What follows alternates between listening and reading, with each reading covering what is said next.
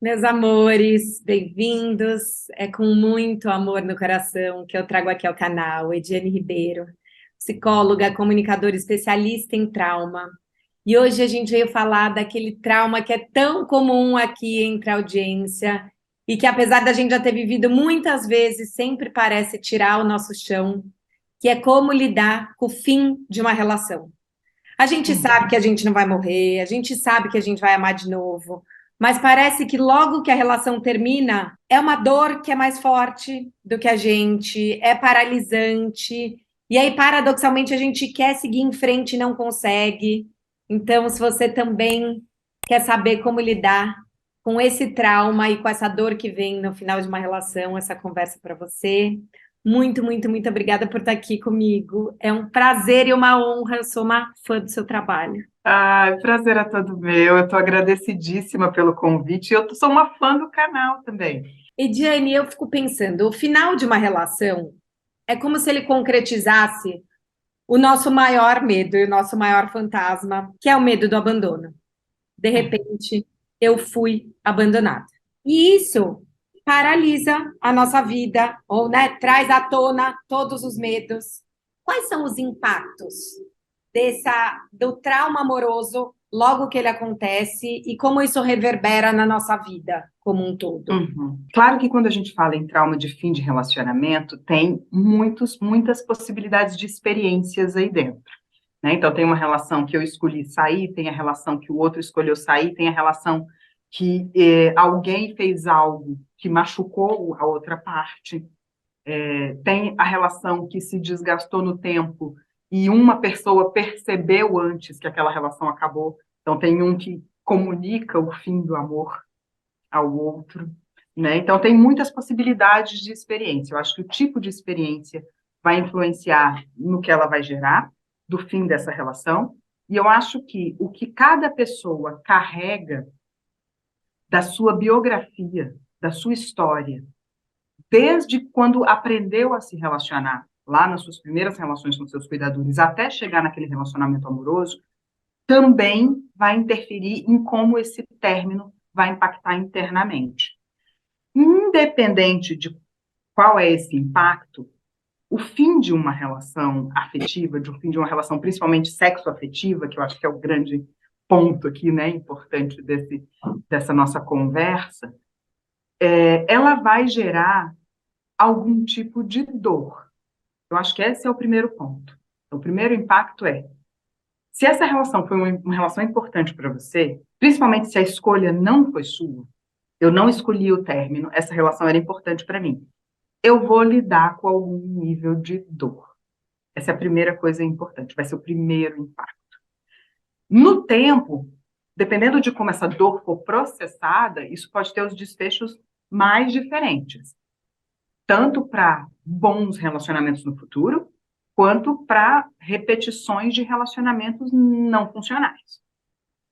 Mas esse primeiro momento, ele vai ser um primeiro momento que é importante saber que faz parte da experiência viver o luto da experiência.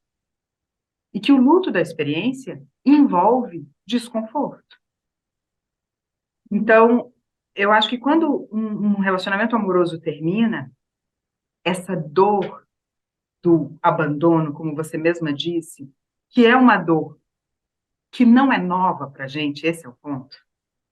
Ela é uma dor que nos rememora medos muito primitivos, que é um dos nossos medos mais primitivos, é o medo do abandono. Ela é uma dor que, embora racionalmente saibamos que vamos sobreviver, pegando sua fala, embora racionalmente, como pessoas adultas, a gente sabe que a gente vai sobreviver, mas é como se o nosso corpo recebesse outra informação. O nosso corpo recebe a informação de que existe um perigo, inclusive, de não sobreviver. Ele recebe uma química dessa experiência, que é uma química que liga um sinal de alerta, de que talvez eu não sobreviva daqui. Só que aí esse não sobreviver, eu estou falando de um não sobreviver que não necessariamente é físico. Para algumas pessoas, a sensação vai ser, inclusive, de uma... Eu acho que eu não vou sobreviver realmente, literalmente, fisicamente. Mas eu também estou falando de uma sensação de que parece que eu não vou sobreviver simbolicamente. Aquele eu da relação, que eu me reconhecia na relação, vai ter que morrer. É uma morte. É a morte daquele eu enquanto casal, que vivia com um casal como aquela pessoa, ou mais de uma pessoa, enfim, seja qual for o modelo, né, do relacionamento. Então, existe uma morte simbólica de uma parte da minha identidade, que é a identidade que se relacionava com aquela outra pessoa. Então, por isso a dor é uma dor que às vezes parece insuportável, né? Uma dor que você fala, não sei como sair dela. Acho que esse primeiro momento, Carol, é um primeiro momento que a gente precisa acolher essa dor. Ela precisa ter espaço para ser sentida, essa tristeza, essa frustração, até se for uma mágoa, se algo tiver acontecido na relação que deixou o outro magoado, decepcionado, desiludido, ou todas essas possibilidades, né, que existem. Seja qual for a primeira sensação, eu sempre acredito que ela precisa ser honestamente olhada, honestamente sentida. Estou me sentindo decepcionada, estou me sentindo triste, eu estou me sentindo frustrada. E aí, quando a gente olha para como eu estou me sentindo, fica um pouquinho só mais fácil, não é muito fácil, porque não tem como fazer esse caminho fácil. Fica um pouquinho só mais fácil eu não cair numa grande armadilha de término de relacionamento, que ao invés de olhar para a dor que eu preciso cuidar, para minha ferida, para a ferida que se abriu ali e que precisa de cuidado, precisa do meu cuidado, eu preciso parentalizar essa ferida, preciso cuidar dela, colocar ali remedinho, limpar, cuidar, como eu cuidaria de um machucado na pele, eu preciso cuidar desse machucado na alma, no coração.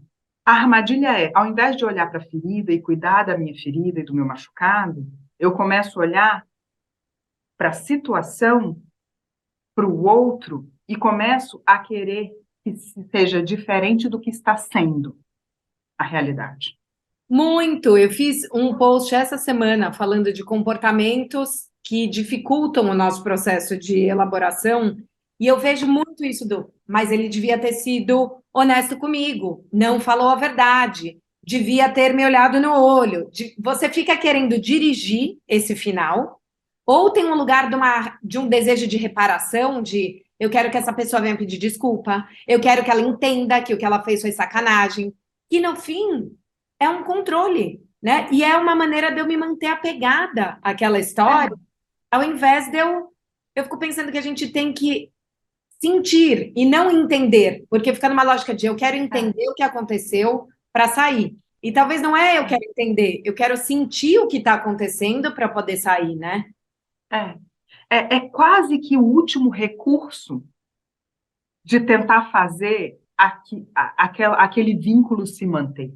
Né? Lembra que eu falei, a perda do vínculo é igual à sobrevivência. A gente vai tentando manter o vínculo de diferentes formas, das mais saudáveis às mais disfuncionais. E aí, no momento em que o outro marca algo que eu sou eclipsada dessa decisão, não está mais nas minhas mãos, o outro já disse, não, não quero, é quase que o último recurso de tentar manter esse vínculo. Eu quero entender, eu quero saber, eu quero me vingar, eu quero, não é justo, ele deveria ter feito isso. E aí entra um processo que é a gente volta para uma fixação em fases do nosso desenvolvimento, né? Que é o pensamento mágico da criança, né? Eu quero fazer agora porque eu quero fazer agora. E o grande processo de amadurecimento é entender que, sim, talvez essa pessoa não tenha sido justa mesmo, porque isso pode acontecer. Pode ter acontecido ali uma quebra do contrato amoroso de forma não honesta pelo outro, né? Que é o que eu sempre digo, entre dois adultos que consentem, tudo pode, não pode não ser adulto nem ser consentido. Então, os contratos afetivos são os mais variados possíveis, mas todos eles têm contrato. Né? Inclusive, se o seu contrato não necessariamente for um contrato monogâmico, ainda assim tem contratos afetivos dentro das relações. E aí, esse contrato afetivo pode ter sido quebrado de uma forma não honesta pelo outro. Ok, não foi justo, não foi. Não, não foi. É quase simples assim. Não, não foi. Não foi justo. Porque as experiências da nossa vida, elas não são justas o tempo todo, elas simplesmente são experiências. Então, elas não são justas o tempo todo. Eu gosto de uma frase do professor Hermógenes, né, que foi um grande precursor do yoga no Brasil e deixou uma literatura incrível, e ele Em uma de suas literaturas, ele diz, eu gostaria de criar uma religião que vai chamar desilusionismo, porque muitas vezes nós nos apaixonamos por nossa ilusão. Então, a gente já estava, às vezes, vivendo uma relação que não era exatamente com aquela pessoa, porque eu não estava vendo ela, mas eu estava vendo a ilusão que criei para dar roupagem para aquela pessoa e para aquela relação. Essa ilusão cai, e aí eu olho nos olhos da pessoa real com que eu estava me relacionando, eu não quero, eu quero a roupa, eu quero a ilusão. E aí eu tento trazer essa ilusão de volta, através do eu quero entender. E isso é um recurso que muitas vezes é o único que temos naquele momento de dor, ok, temos que ter uma compassividade com isso, mas nos ajuda pouco a lidar com uma realidade que está posta. Se a realidade está posta, eu preciso lidar com a ferida que ela deixou em mim. Te ouvindo falar, eu pensei num outro mecanismo que eu vejo muito também, que é, quando você fala isso é a roupa que eu vesti nessa pessoa, muitas vezes a gente relevou muitos traumas durante a relação, porque eu achava que valia a pena. E aí acho que isso fica mais claro quando você está num relacionamento tóxico. Então, assim, você sabe que você abriu mão da sua carreira e mudou para um lugar porque era importante para a pessoa. Você engoliu sem reclamar porque ele menosprezava os seus amigos, porque é o jeito dele. Você postergou o papo dos filhos porque você não queria estressar a relação e você achou que uma hora esse cara ia querer ter filhos e você escolheu isso. Mas isso não parecia traumático porque você tinha uma projeção de um final feliz. E aí, quando a história acaba, é como se essas dores que você não viveu lá como dores ficassem latentes. E aí também tem uma culpa. Eu vejo muitas pessoas do eu me sinto burra por ter tentado de novo, uma trouxa por ter acreditado. Então, além desse mal-estar, também de novo vem uma culpa de uma sensação de controle, né? Como sair desse lugar? Culpa e vergonha são as colas do trauma. Tem um outro autor que diz uma coisa, não vou lembrar o nome dele agora, infelizmente, mas ele diz, são os capangas do trauma, trabalham a favor do trauma, culpa e vergonha. Porque, em verdade, todas essas coisas que a gente vai abrindo mão, que você foi elencando, a gente vai abrindo mão, sim, porque a gente quer manter o vínculo, muitas vezes porque a gente está esperando o prêmio no final, porque eu aprendi que se eu for uma garota boazinha, se eu aceitar tudo, e se eu for super bacaninha, eu vou receber a recompensa no final, eu tive esse aprendizado na vida, ou porque eu aprendi que eu não posso desagradar, não posso gerar desconforto no outro. São possibilidades. Seja qual for dessas possibilidades, vai me fazer agir dentro de um nível de expectativa, seja do prêmio, a mudança do outro. Eu estou vendo e não é exatamente, eu estou enxergando que a pessoa está me tratando mal, estou enxergando que o fulano não quer ter filho, eu estou criando aqui, já tem até nome para os filhos, eu estou enxergando tudo isso, mas eu vou ter o prêmio no final, que eu vou abrir mão de tudo. Eu estou dando a minha vida para as pessoas, imagina se ela não vai poder me dar um negocinho. Ou eu estou vendo, mas eu não posso contrapor isso porque eu perco o vínculo e eu aprendi que eu preciso agradar e não posso gerar desconforto. Nesse lugar, eu estou falando de uma dor, seja qual for das situações, eu estou falando de uma dor que ela já vem comigo diante do relacionamento amoroso. É muito improvável. E eu só não digo nunca, porque eu acho que para ser humano nunca é muito tempo. Todo mundo e nunca é muito tempo quando a gente fala das questões humanas, assim, que guardam ainda muitos mistérios. Já sabemos muito sobre elas, mas guardam ainda muitos mistérios. Mas é muito provável que eu estou falando de um comportamento nas relações que ele não nasceu nessa relação que acabou de acabar. Ele nasceu nas relações que eu vivi para trás. Ele nasceu em como eu aprendi a me relacionar lá atrás. Desde que comecei a me relacionar, que vai ser principalmente com os meus primeiros cuidadores, com os adultos significativos da minha vida. Pai, mãe, quem fez esse papel para a maioria das pessoas, primeiras relações ali familiares, do clã familiar, depois da escola, todos esses adultos significativos, no apego, a gente fala na teoria da apego, que a criança ela vai escolher ali um, dois adultos significativos, que vai ser a busca do vínculo dela, né? E essas relações vão ditar muito as nossas trocas afetivas, como eu aprendi a dar e receber afeto, como eu aprendi a proteger a minha necessidade, a minha autenticidade e me relacionar com o outro. Então, a vergonha, ela chega quando eu fiz tudo o que eu acreditei a vida inteira, repetidamente nas minhas relações, que ia fazer dar certo, e não deu certo. E aí ela quebra uma ilusão que já não é mais sobre o outro, é sobre você.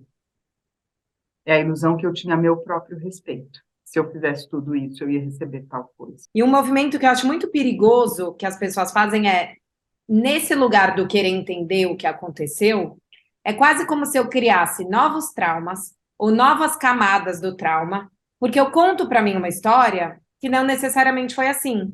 Então eu conto que essa relação desandou porque eu estava trabalhando em duas cidades e isso fez com que esse meu parceiro ou parceira se sentisse desprestigiado. Então eu priorizei minha carreira e talvez eu tenha que rever isso. Eu conto para mim que o fato de eu não ter contado a verdade daquela situação foi ali que tudo desandou, então eu nunca mais vou poder fazer aquilo.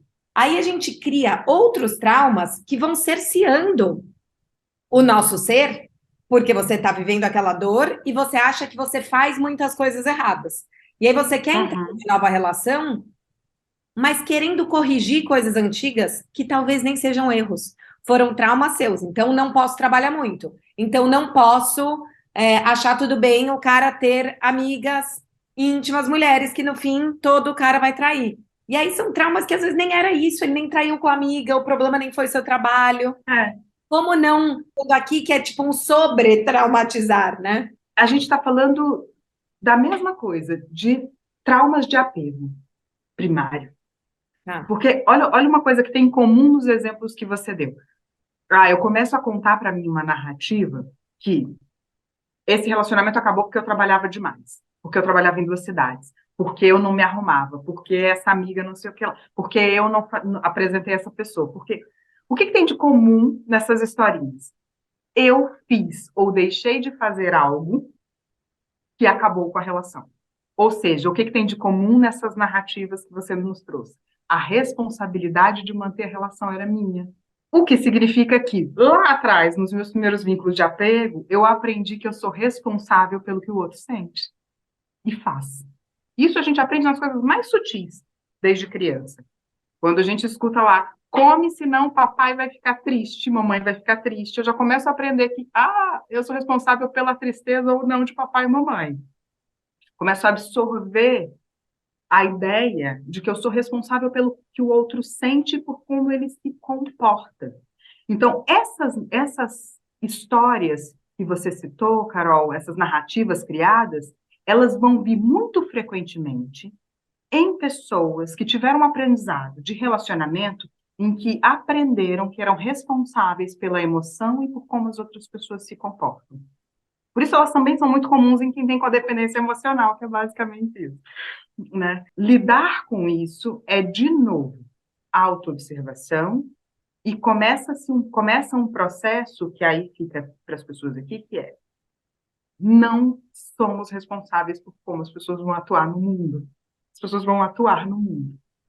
Relacionamento é um atrito entre desejos. Eu gosto de um psicólogo, Alexandre, que ele diz isso, né? Relacionamento é um atrito entre desejos. Não é sobre se eu fizer tudo certo, vai dar tudo certo. Não é uma conta matemática.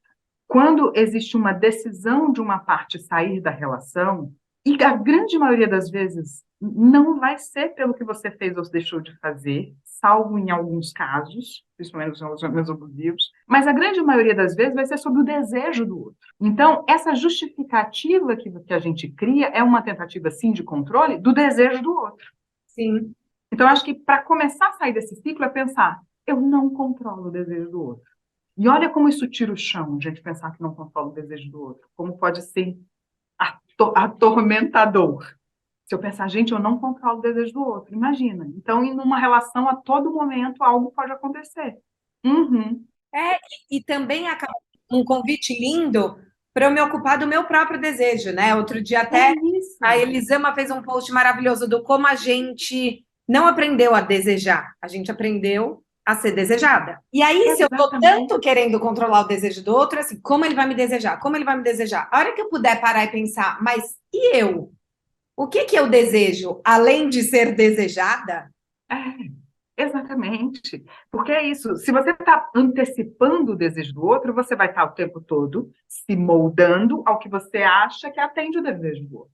E aí a conexão com a sua autenticidade, com o seu eu mais profundo, com as suas necessidades, com as suas vontades, com os seus desejos, com as suas motivações, tudo isso vai ficando cada vez mais distante. Se eu estou o tempo todo tentando antecipar o desejo do outro, eu estou me desconectando dos meus. Então, eu acho que relacionamento é uma grande dança, assim, entre eu tenho que existir nessa relação como indivíduo, eu tenho que existir com as minhas vontades, com os meus desejos, com as minhas necessidades, sabendo o que é negociável para mim, o que não é negociável para mim. E eu tenho que saber isso antes da relação, eu não posso saber isso a partir da relação. Eu tenho que saber o que eu negocio, o que eu não negocio antes do relacionamento, como indivíduo, para que eu possa ir ao encontro com essa pessoa que vai ter também os limites dela claros, e aí a gente constrói um terceiro corpo, que é a relação, onde eu não me abandono e nem abandono o outro, onde a gente se relaciona efetivamente, né? Porque um exemplo, né, assim, as nossas mãos, elas se tocam aqui porque elas têm bordas, elas têm fronteiras. Se elas não tivessem limites, elas iam se fusionar. Então, é o que vai acontecer se a gente não tiver as nossas bordas, as nossas fronteiras claras. A gente vai se fusionar com o outro. A gente vai se fusionar com o desejo do outro, com a expectativa do outro. Ou, Que se é eu um tiver pouco ela que a muito gente rígida... aprendeu, né? A gente aprendeu nesse ideal de amor romântico que, ai, quanto mais fusionado, melhor. E, na verdade, não. Na verdade, quanto mais fusionado, menos eu existo na relação. Quanto mais fusão, menos eu. Não tem eu na relação, só tem fusão. Então, assim, eu preciso existir na relação, o outro também, para a gente construir esse terceiro corpo, que é o relacionamento, que é onde a gente se encontra, é onde a gente negocia coisas, é onde a gente se conecta com profundidade real e verdadeira. Que é, a partir dos meus limites, dos seus limites, eu posso viver um amor autêntico, né? Que eu sei com quem eu estou lidando, não estou lidando com um espelhamento meu ou do meu desejo. Como a gente não olhar para esse fim de uma relação, essa, putz, se eu fui traída é porque não foi suficiente, ou se eu estou solteira há 5 anos é porque tem uma questão comigo, e não fazer com que esses finais sejam um sinal da minha inabilidade emocional. Que aí eu acho que entra a retraumatização, né? Que o final não retraumatize, né? Cause mais dor, mais fixação de dor. Primeiro, eu acho que esse é um esforço coletivo, principalmente para as mulheres.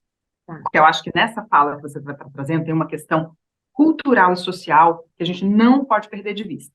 Não é um fator individual, né? Não é porque a fulana de tal não consegue ter contato com os próprios desejos e necessidades, é um problema da fulana. Não é um problema da fulana.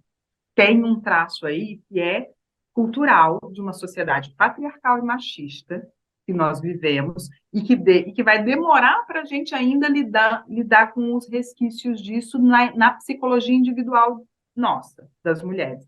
Por isso você vai ver mais mulheres se sentindo a peça devolvida do que homens, não é? Então tem um fator aí que é social, cultural e histórico e que torna esse processo mais desafiador. Por isso eu acho que o que vai nos ajudar a lidar individualmente com isso é lidar com isso também coletivamente. Então, espaços como os seus, espaços de discussão onde as mulheres vão se entendendo dentro de um novo papel social, emocional, sabe? Grupos de mulheres, essas discussões todas que a gente tem na internet sobre esse tema, vão nos reeducando, porque é um processo de reeducação que a gente precisa passar em relação a isso. Não é uma questão que eu vou resolver sozinha comigo mesma. Às vezes até vou, mas ela é mais desafiadora, sim, porque ela vem de um contexto que é social e coletivo. Ela vem de uma sociedade que oprimiu o desejo, o sentir, as vontades da mulher ao longo de séculos. Então, nós somos fruto muito recente de uma busca por uma relação que seja uma relação saudável e recíproca. Por isso eu acho que mulheres precisam conversar com mulheres sobre isso. A gente precisa promover espaços que discutam relações saudáveis, a gente precisa criar modelos mentais do que são relações saudáveis, porque se eu não tenho parâmetro para comparar, fica impossível comparar. Então, acho que um primeiro caminho é, se a ferida é na relação, a cura está na relação. E eu acho que essa cura, ela está numa relação que envolve parceria, inclusive, que envolve realmente a sororidade nesse sentido, que é vamos, então, nos unir para entender o que sentimos. Vamos buscar a amiga, a mãe, a irmã, a quem eu tenho conexão, para começar a falar sobre essas coisas. Acho que a gente vai falando sobre esses espaços que estamos ganhando, isso vai mudando. E aí alguém começa a olhar e falar, realmente, eu não tinha que ficar aturando. E eu acho que tem o processo individual, que sou eu, com como eu aprendi a me relacionar. Sou eu curando as minhas relações com a mãe, com o pai, com tudo que veio antes. Porque isso não tem como dissociar também. E às vezes eu sinto que para viver toda a dor, a gente expõe a Adele, chora no banheiro, toma o vinho, eu vou sentir isso até o final. O quanto é importante a gente voltar esse olhar para falar, eu superei outros finais, eu sou uma amiga legal pra caramba, eu ajudo a minha vizinha.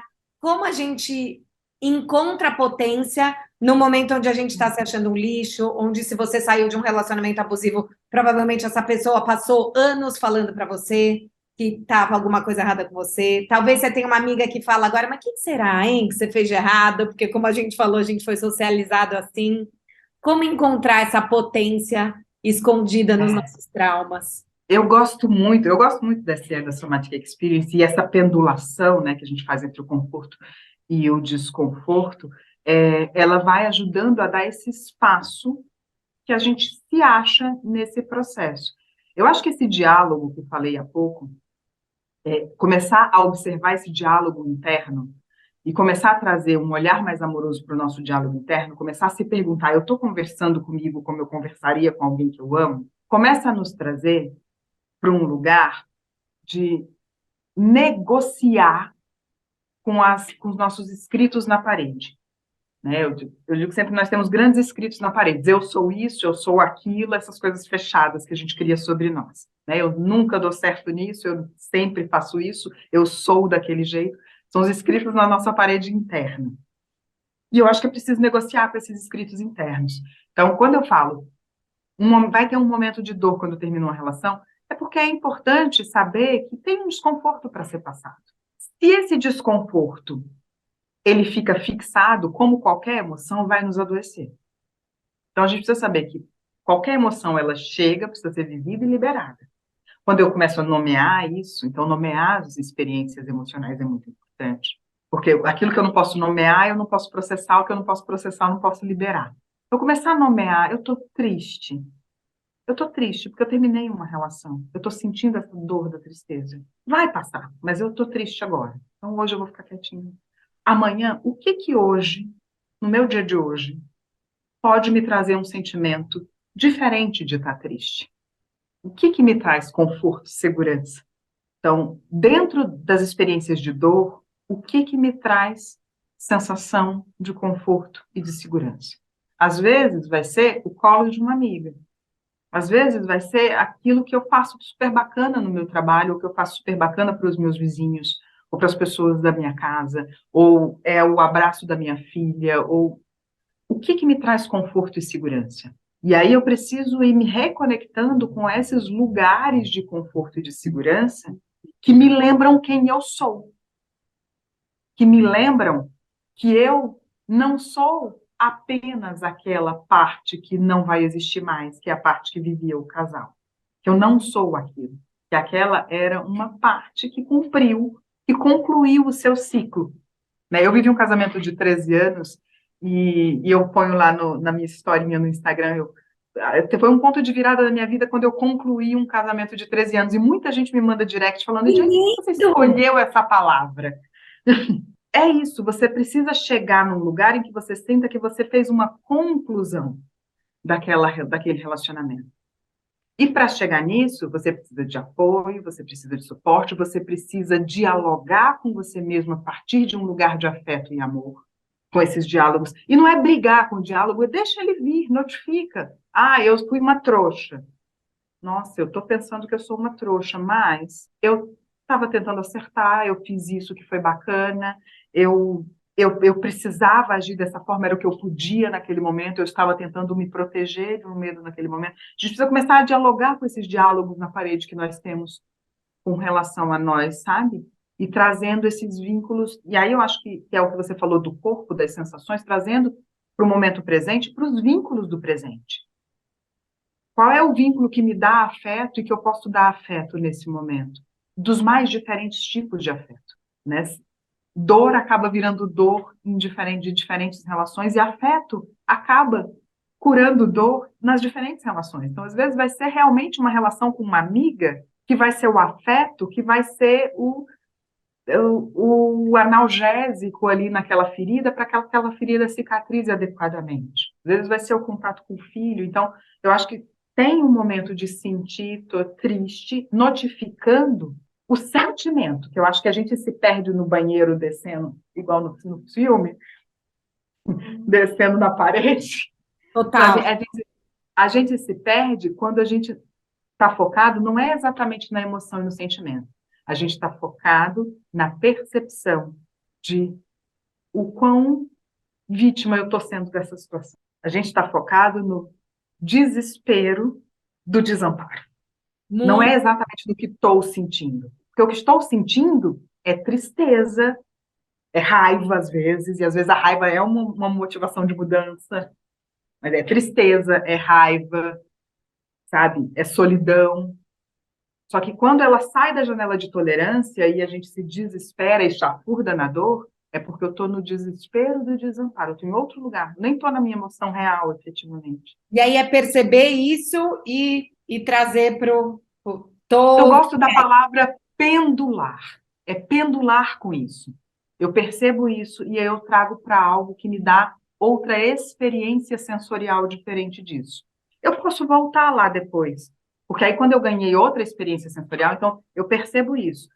Ah, então eu não tô para festa. Claro, acabei o relacionamento agora, mas será que não vale a pena ir tomar um café com a amiga? Não vai me fazer bem? Eu pendulo para uma outra experiência sensorial. Não vale a pena eu brincar com meu pet, eu estar com alguém que é importante para mim nesse momento, receber um carinho que é importante para mim nesse momento, fazer um trabalho que me alimenta emocionalmente, onde eu posso colocar esse tesão que nesse momento está bloqueado.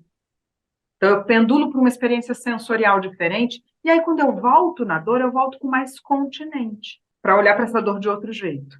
Né? Eu costumo dizer que essa garrafa cabe 700 ml. Se eu botar 250, ela vai caber, mas se eu tentar colocar 1 litro, ela vai transbordar. Agora, se eu pegar uma garrafa que cabe 1 litro, 1 litro não vai transbordar nela. Então, o problema não é o tanto de líquido, é o tamanho da garrafa.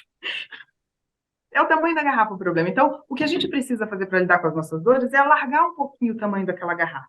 Para alargar a garrafa que está desesperada na dor do término, eu preciso de outra experiência sensorial. Então, eu preciso estar com vínculos que me trazem afeto, amor, segurança, que vão alargar a minha garrafa, para depois eu olhar de novo para aquele afeto que me trouxe dor, com uma garrafa maior. É lindo. Eu até tenho uma das aulas do Amores Sólidos, eu li aquele Amor 2.0, que é um livro da Bárbara Fredrickson, que tem. A Bárbara. E ela fala que o amor, para ela, são momentos de ressonância de positividade, que a gente pensa no grande amor ainda como o par romântico.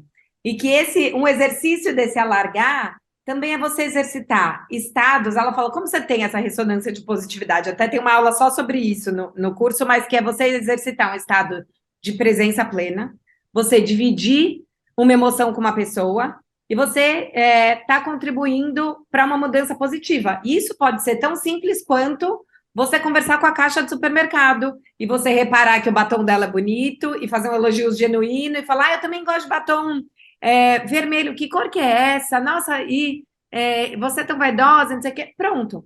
é você se alargar também a sua capacidade, entender que a sua capacidade de construir vínculo pode ser simples, né? A gente Pode acha ser que assim. vai guardar para o grande amor, só que o que ela coloca é: quanto mais eu exercitar esses amores mundanos e pequenos, mais eu vou fazer a musculação emocional mesmo, né? Sim, eu concordo totalmente. Eu gosto dessa ideia de exercitar afeto, porque eu acho que é isso. A nossa afetividade, ela exige exercício. A gente precisa exercitar afeto. Ela não é algo, parece que é um dom, né? A pessoa é afetiva, não é afetiva. Não, eu acho que ela exige exercício. E quanto mais a gente exercita, e eu acredito muito nisso, no exercício cotidiano, é você conseguir dar e receber. É exercício, e é em todas as relações. Eu acho que foi na outra entrevista que a gente falou disso. Toda relação serve para curar toda relação. Porque é isso, é exercício de afetividade, é exercício de afeto. E exercício de um afeto que não é o afeto dominante da completude, que está dentro do amor romântico, né? Do ideal do amor romântico, está um afeto da completude. Então, assim, eu vou encontrar a tampa da minha panela, a metade da minha laranja. Tem um ideal de completude no encontro. Eu acho que essa imagem causou muitos prejuízos para várias gerações, porque os encontros, eles não são completudes, eu acho que eles são alargamentos mesmo. Eu te dei o meu tempo aqui, você me deu o seu tempo, e eu saio daqui com um pouquinho de Carol, e você sai com um pouquinho de Ediane, e saímos mais alargadas as duas. E isso não se compra, né? Então, assim, eu acho que essa ideia de que o encontro, ele nos alarga, ele nos torna maiores. Eu não estou pela metade, eu vou encontrar o outro para completar a minha metade. Não é sobre completude. É sobre. Por isso que eu gosto da metáfora da garrafa, tornar a garrafa maior. E eu acho que exige exercício. Eu adorei essa fala que você trouxe, porque eu concordo 100% com ela. A afetividade precisa ser exercitada. E a gente não exercita ela nas nossas grandes relações, a gente exercita em todas as nossas relações. Lindo. Que a gente possa exercitar sempre. Obrigada por exercitar essa afetividade comigo hoje. Mais uma vez, é um prazer imenso estar aqui fazendo amor e exercitando amor com você, Diane. Ah, eu que agradeço. Saio daqui também alargada de afetividade, minha querida.